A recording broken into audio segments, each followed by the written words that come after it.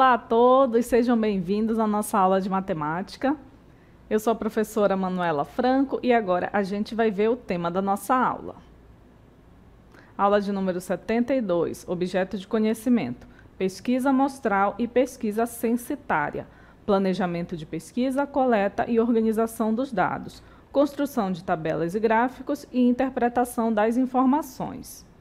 Detalhamento, séries estatísticas, tabelas, tipos de tabelas e distribuição de frequência. Então, vamos para a nossa aula.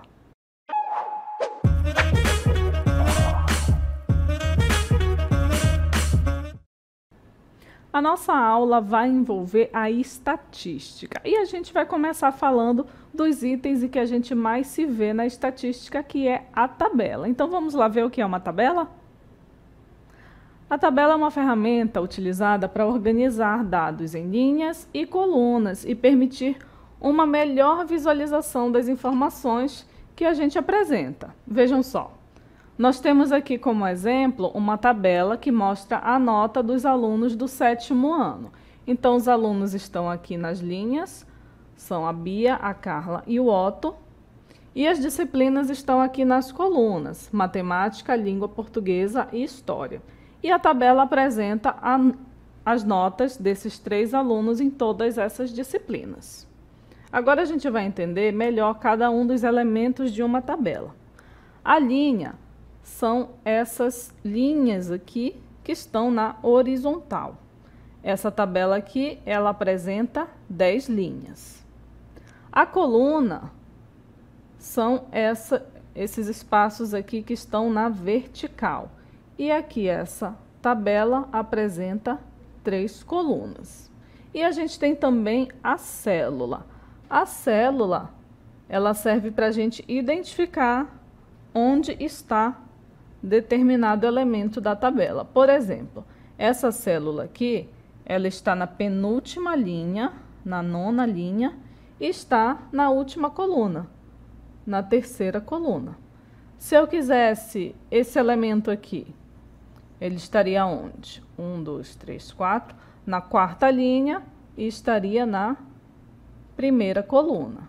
Então, a gente consegue identificar informações facilmente em uma tabela através desse tipo de localização. Vejam só, a gente tem aqui uma tabela que mostra o faturamento e investimento da indústria de autopeças de 2016 a 2022 em bilhões de dólares. Então, aqui já foi descrito tudo o que consta na tabela. Esse é o título da tabela. E nós temos aqui todas as informações distribuídas em linhas e colunas, e a gente também tem a fonte, porque a tabela também precisa da fonte, que é de onde a gente tirou os dados para poder fazer essa tabela. Vejam ela aqui de forma mais ampliada. Por exemplo, se eu quiser saber o que significa esse valor aqui nesta linha e nesta coluna, significa o número de exportações no ano de 2020. E aqui tem umas informações a mais. O total do faturamento em bilhões de dólares e aqui o total do investimento em bilhões de dólares. Então, é uma tabela bem completa que apresenta várias informações para a gente localizar. Vamos fazer uma atividade aqui com essa tabela um pouco menor. Atualmente no Brasil são comercializados carros movidos a diferentes tipos de combustível. Observe a tabela. O título dessa tabela é Licenciamento de automóveis novos no Brasil por combustível. E quais são as informações dessa tabela? Aqui nas linhas, nós temos o tipo de combustível, que pode ser gasolina, etanol, flex fuel, elétrico ou diesel. E na coluna, a gente tem os anos dos licenciamentos.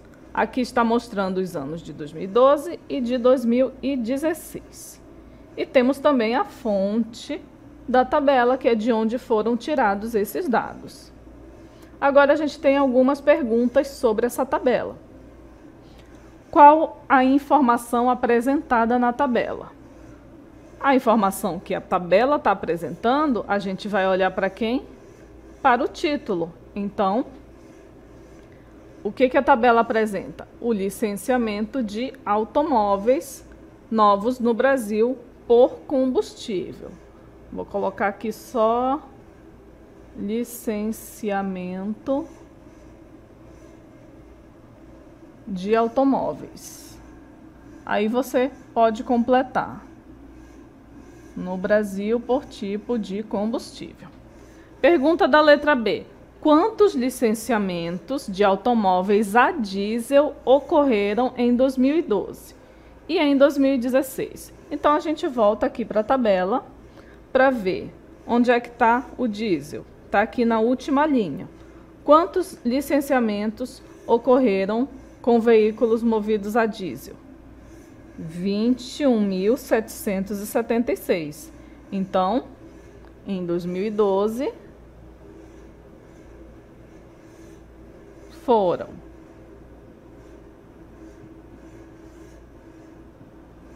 21.776. E em 2016, foram quantos? Em 2016, voltando aqui na tabela, foram 24.457. 24.457. Então, vejam que basta a gente olhar para a tabela para a gente obter a informação que a gente quer. Bem simples. Vamos responder agora o item C. Considerando os automóveis movidos a esses tipos de combustível, qual teve a menor quantidade de licenciamentos em 2016? Então, olha só, ele está perguntando a menor quantidade em 2016. A gente vai olhar para a coluna do 2012? Não, a gente vai olhar só aqui para a coluna do ano de 2016. Onde obtivemos o menor valor? Aqui, ó, na segunda linha, que corresponde ao etanol. Então, qual teve a menor quantidade de licenciamento? Foi o do tipo etanol. E foram quantos licenciamentos desse tipo lá no ano de 2016? É só a gente conferir o valor. 12. 12 licenciamentos. Bem pouco, né? Comparado com os demais dados da tabela. Nós temos mais perguntas. Letra D. Ao todo, foram licenciados quantos carros FlexiFuel nesses 2 anos? Então, para saber o total de carros FlexiFuel nesses 2 anos, vamos ver. Como ele perguntou nos 2 anos, a gente vai precisar somar essas quantidades. 2.834.334 e 1.571.969. Já vou colocar direto aqui a resposta dessa soma, que é de 4.406.003 licenciamentos. Então, essa foi a quantidade somada dos 2 tipos de combustível. E temos a nossa última pergunta. Em qual desses 2 anos o Brasil teve a maior quantidade de licenciamentos de automóveis novos? Quantos foram os licenciamentos? Bom, olha, a gente quer saber agora em qual dos 2 anos o Brasil teve a maior quantidade de licenciamento, independente do tipo de combustível. Então, a gente tem que verificar se a maior quantidade foi em 2012 ou se foi em 2016. O que a gente precisa fazer? A gente precisa somar o total aqui também e comparar qual que tem a quantidade maior. Somando os 2 e comparando, a gente chega à conclusão de que 2012 foi o ano que teve a maior quantidade de licenciamentos de novos automóveis. E somando todos os dados daquela tabela, a gente chega nesse resultado aqui, de 3.200.000 115.223 licenciamentos.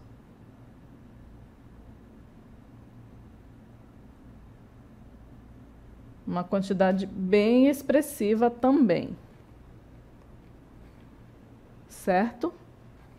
Então, vejam que quando a gente precisa de uma tabela, a gente consegue responder várias perguntas, é só a gente extrair a informação certa que está lá na tabela.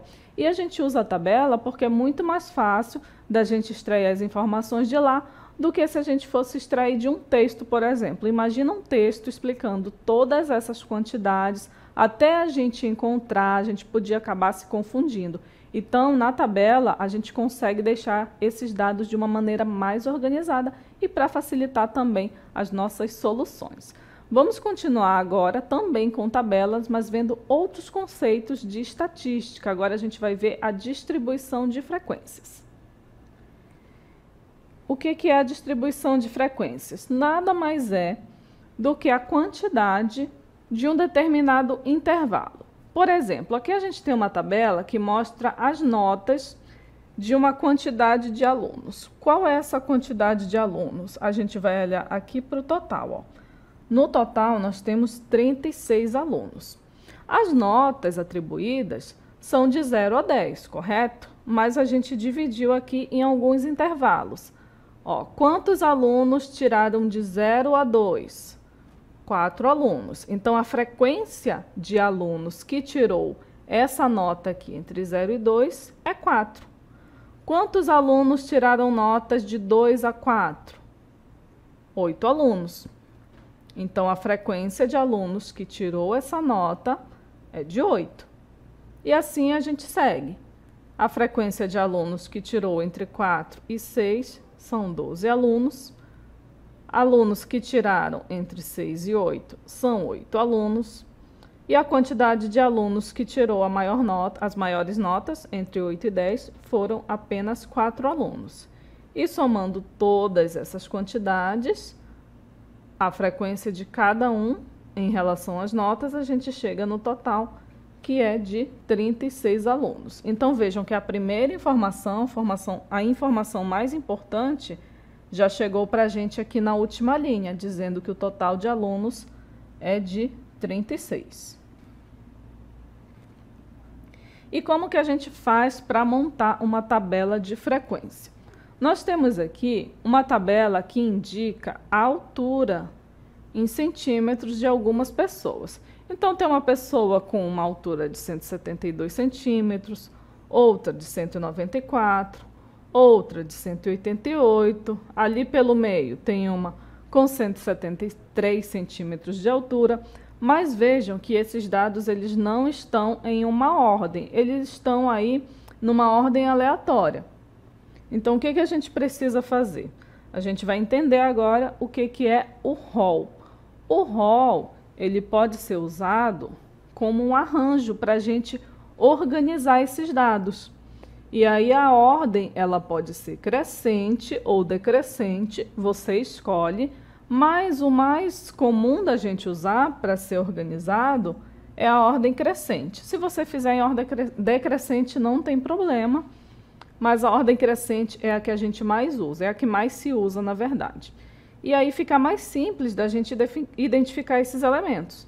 Vejam aqui os mesmos dados com as alturas das pessoas, mas agora organizado em ordem crescente. Ó, começa com 169, 170, 171, e lá nos últimos valores, ó, 193, 194, são os maiores valores. Então, temos aqui a tabela na ordem crescente.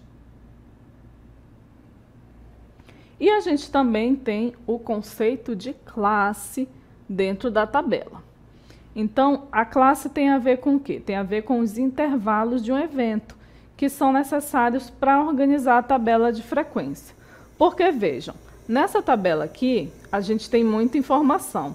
Então, se a gente for colocar a altura de uma pessoa e cada valor em uma linha diferente, a gente vai ficar com uma tabela muito grande. Então, as classes, elas vêm para ajudar a organizar esses valores em intervalos.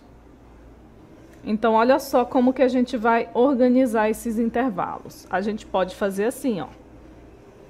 Colocar a quantidade de pessoas que tem altura entre 169 a 174, e aí vai ter uma certa quantidade de pessoas. Depois, no outro intervalo, de 174 a 179, tem uma outra quantidade de pessoas que tem essa altura. Então, vejam que se a gente for inserir uma tabela, fica bem mais fácil da gente organizar, ó. Aqui seriam apenas quantas linhas? 1, 2, 3, 4, 5 linhas na nossa tabela. E aqui a gente colocaria, por exemplo, 7 pessoas têm nesse intervalo de altura. 8 pessoas têm entre 174 e 179 centímetros. Entre 179 e 184 tem 2 pessoas. Entre 184 a 189 tem 0. E assim por diante. As classes, elas vêm para ajudar a gente a organizar os dados na tabela.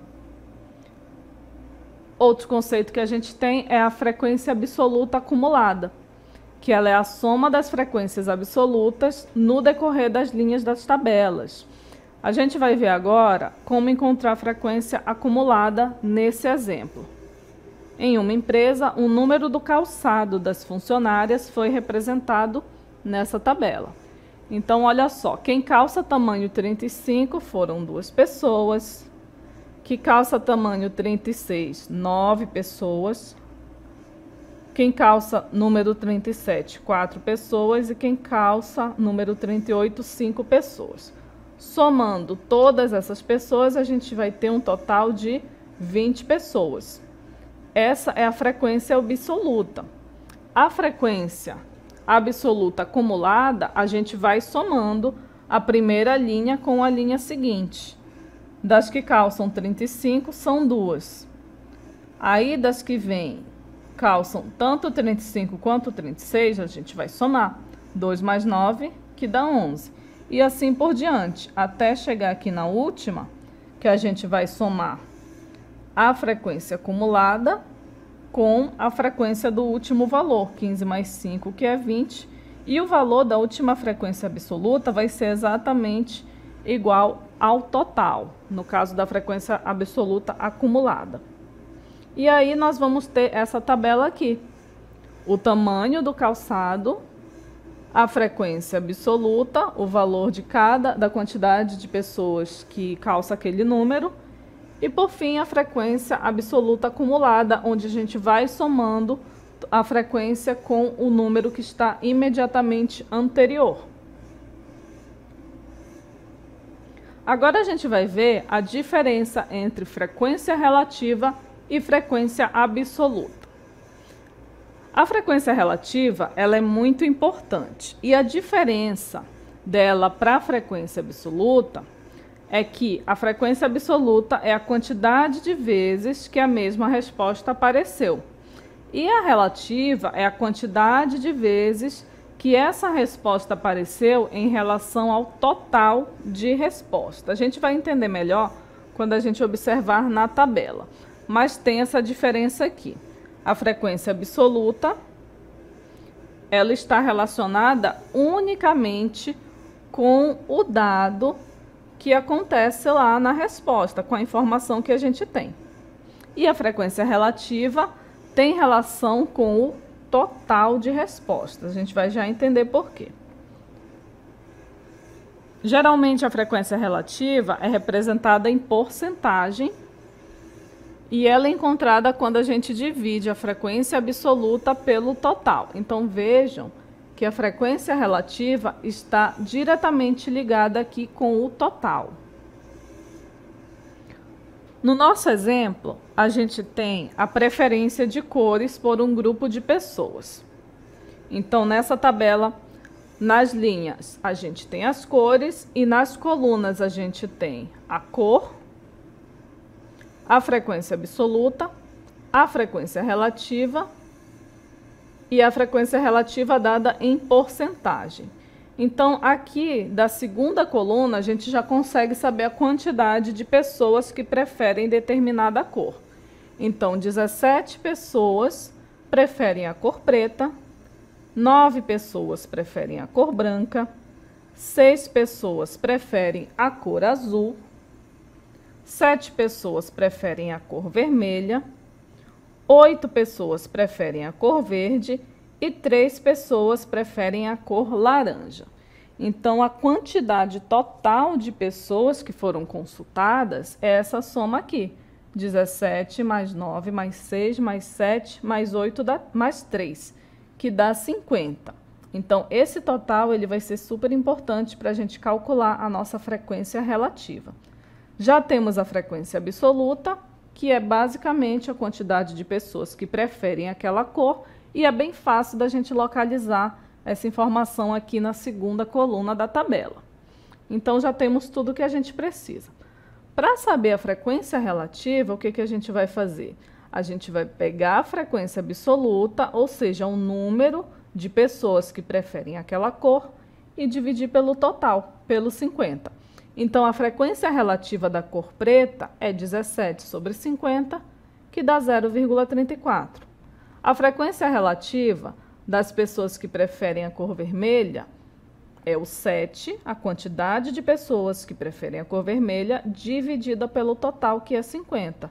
7 sobre 50, que é igual a 0,14. Então, a gente vai fazer esse cálculo para todas as quantidades aqui, tanto para o 17, quanto para o 9, quanto para o 6, quanto para o 8 e para o 3. Dividimos todos por 50 e a gente vai ter um resultado em número decimal. Observem que esse resultado sempre é menor do que 1. Por quê? Porque em todas as frações o numerador é menor do que o denominador. Então, o resultado sempre vai ser 0, alguma coisa. E isso faz total sentido. Por quê? Quando a gente soma a quantidade de pessoas que foram consultadas, a gente tem a quantidade total. E a quantidade total, ela representa 100%. Em número decimal, a porcentagem ela é representada pelo 1. Se a gente somar 0,34 com 0,18, com 0,12, com 0,14, com 0,16, com 0,6, que é a frequência relativa de cada uma das cores, a gente vai obter exatamente o 1. E convertendo todos esses valores para porcentagem, 0,34 é o mesmo que 34%, 0,18 é o mesmo que 18%, e até aqui aqui é 0,06 na verdade, né? Não é 0,6. 0,06 é igual a 6%. Só ajeitar aqui para vocês. Aqui é 0,06. É 6%. Então, somando todas essas porcentagens aqui, a gente chega no valor de 100%, que é o total. Então, a gente tem tanto a frequência absoluta quanto a frequência relativa. Agora, vejam essa situação. Em certa eleição municipal, foram obtidos os seguintes resultados. Aqui na primeira coluna, a gente tem o candidato que poderia ser votado, que era o candidato A, o candidato B, o candidato C, ou votos que foram nulo ou em branco. Na segunda coluna, a gente tem a porcentagem do total de votos. E na terceira coluna, a gente tem o número total de votos. Mas essa tabela não está completamente preenchida. Se a porcentagem do total de votos está toda aqui, significa que no total a gente tem o quê? 100%. Mas está faltando a porcentagem aqui dos votos nulos ou brancos. Mas a gente já tem uma quantidade de porcentagem aqui. Temos 26%, temos 24% e temos 22%. Se a gente somar tudo, a gente chega aos 72%. Só que a gente precisa de 100%, né? Então, para saber a porcentagem aqui dos votos nulos ou em branco, é só a gente fazer o quê? 100 menos 72. Quanto é 100 menos 72? É 28. Então, a quantidade de pessoas que votou branco e nulo é de 28%. Pronto. E esse total é de 196 votos. E aí vamos à nossa pergunta. O número de votos obtido pelo candidato vencedor foi: letra A, 178, letra B, 182, letra C, 184 ou letra D, 188. Como é que eu vou saber a quantidade de votos do candidato vencedor? O candidato vencedor é aquele que tem a maior porcentagem de votos. Nesse caso, quem tem a maior porcentagem de votos é o candidato A. A porcentagem dele é maior, 26. Mas a porcentagem maior não é aqui o 28%? É, mas aqui é a porcentagem de votos nulos e brancos. Aqui não existe nenhum candidato. Então, o candidato que recebeu mais votos foi esse aqui que obteve 26%. Mas eu não sei ainda quantos foram os votos dele. E aí a porcentagem vem nos ajudar. Não sabemos, vamos chamar de X o número de votos que o candidato A recebeu. Mas a gente tem uma equivalência aqui. A gente sabe que 28% equivale a 196. Então, a gente pode usar uma regra de 3. Se a gente sabe que 28% é o equivalente a 196 votos, a gente precisa saber quanto vale 26%. E a gente chama de X. Pronto, temos uma regra de 3 simples. E ela é diretamente proporcional. Então, é só a gente multiplicar como a gente já sabe. Vai ficar 28x igual a 26 vezes 196. Então, nós vamos ter 28x igual a 26 vezes 196, dá 5.096. Então, nosso x vai ser 5.096 dividido por 28. Isso aqui é igual a exatamente 182. Então, nossa alternativa correta é a letra B, 182. Então, a quantidade de votos aqui do candidato A é de 182 votos. A gente nem precisa calcular a quantidade de votos do candidato B, que foi menor, e a quantidade de votos do candidato C, que também foi menor. A pergunta que interessava era o número obtido pelo candidato vencedor, que foi o que teve mais votos, com a porcentagem ali de 26%, então foi o candidato A. Então, vejam só, que quando a gente também tem tabelas incompletas, a gente pode completar essa tabela com os dados que a gente já tem. É só a gente entender ali a lógica. Por exemplo, nesse último modelo que a gente viu, estava faltando a indicação de porcentagem dos votos brancos e nulos. Então, como a gente sabe que o total é 100%, a gente só fez o cálculo da diferença para saber essa quantidade de porcentagem.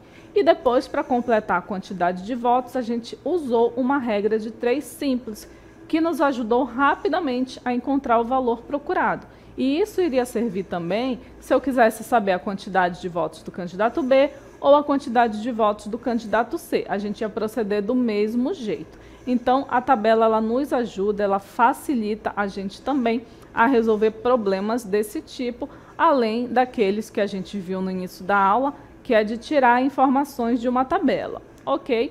Então, essa foi a nossa aula sobre estatística.